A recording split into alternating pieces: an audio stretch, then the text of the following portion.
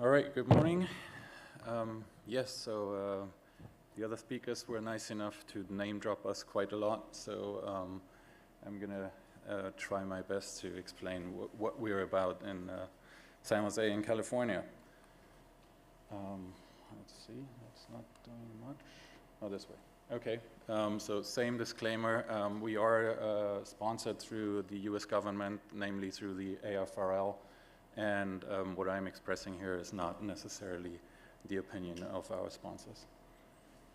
All right, so we're not the only institute in America that was stood up through different departments. You see two here that are stood up through the Department of Commerce. There's several from the Department of Energy, and then we are, along with many others, part of the Department of Defense. Each of these institutes is working on specific technologies, and you can see a few there. They're spread over quite some different technologies there.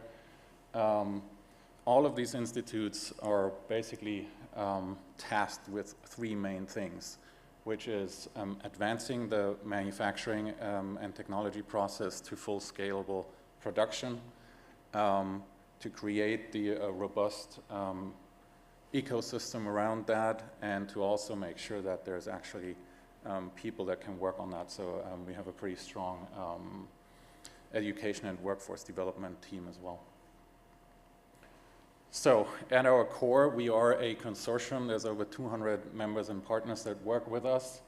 The first thing we do with these partners is we form we have formed technical working groups. There's 11 total, and I will show them in a bit.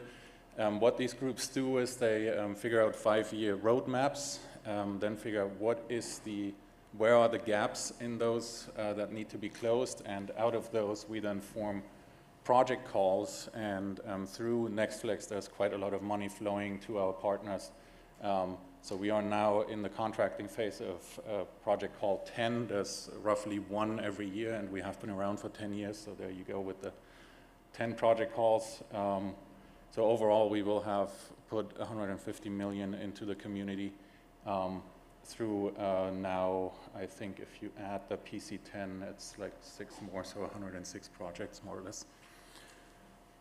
All the information that gets,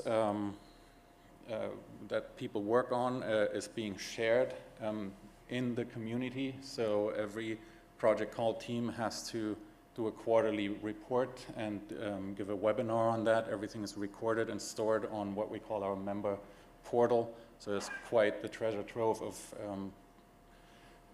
information available. And then there's also several events that we do on our end, and we collaborate with TechBlick, for example. So next year in Mountain View, California, there will be the TechBlick conference in combination with what we call our Innovation Days at NextFlex. As I said, education and workforce is very important. We have a very good team there. They have a program, one but out of many, that is called Flex Factor, that is for K-12 students. They are very successful, have licensed that out to other manufacturing USA institutes, actually, as well as other community colleges all across, I can't remember, oh, it says it there, 12 states, there you go. And over 27,000 students have gone through this program. It's very successful. And this is what I'm all about. We have our own, what we call tech hubs, so we have our own printers and assembly testing capabilities and so on. I will go into more details in a bit. So these are the technical working groups that I mentioned. There's quite a lot. As Pradeep mentioned earlier, we do work in standards as well.